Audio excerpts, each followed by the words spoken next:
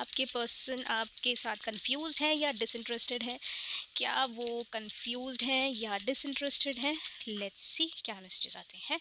क्या वो कंफ्यूज्ड हैं? कंफ्यूज तो वो है, डेफ़िनेटली कंफ्यूज़ है, और ये कोई छोटी-मोटी कन्फ्यूज़न नहीं है, ये एक बहुत बड़ी स्टैग्नेंसी है उनके मन में।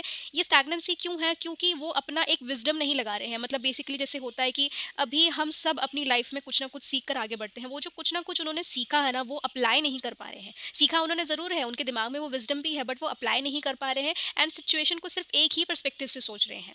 यहाँ पे इनकी स्टैग्नेंसी तब ब्रेक होगी जब ये अपनी लाइफ़ का विज़डम यहाँ पे लगाएँगे एंड सिचुएशन की जो पर्सपेक्टिव है उसको शिफ्ट करेंगे, अपने देखने का नज़रिया थोड़ा-सा शिफ्ट करेंगे।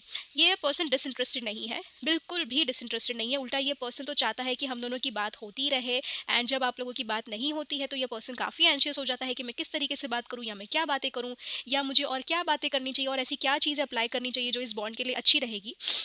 So this is not a clear cut disinterest, ये पर्सन डेफिनेटली कंफ्यूज है।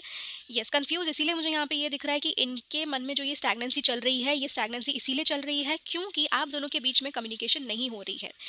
कम्युनिकेशन ना होने की वजह से इस इंसान को इस तरीके से अब ये चीज़ें लगने लगी है कि सिचुएशन एंड के टूवर्ड्स ही जा रही है, इनफैक्ट एंड के टूवर्ड्स जा नहीं रही है, एंड हो चुकी है। आपका और इनका बात ना होना ही इनके मन में सबसे बड़ा स्टैग्नेंसी कॉज कर रहा है, सबसे बड़ा पॉज पोजीशन में, पॉज मोड में जाने का रीज़न ही ये है कि आप दोनों के बीच में बात नहीं हो रही है।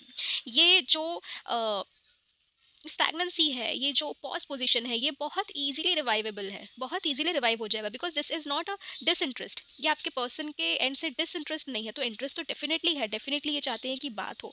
तो मैं तो यहाँ पे आपको यही बोलूँगी कि आप दोनों बात करिए।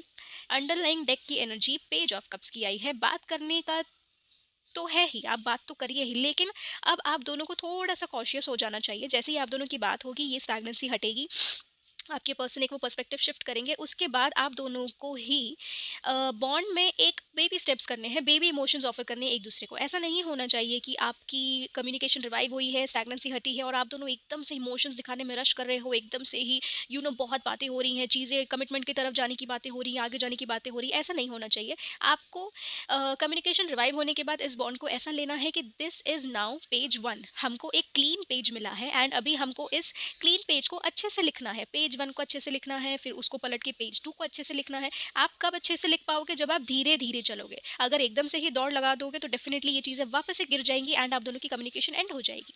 तो एकदम से दौड़ नहीं लगानी है, धीरे-धीरे चीज़ें करनी है, धीरे-धीरे एक-दूसरे को बेबी इमोशंस ऑफ़र करो, एक-दूसरे का ख़्याल करो, ध्यान रखो, लेकिन एक वो कहते हैं ना, एक दायरा मेंटेन करके।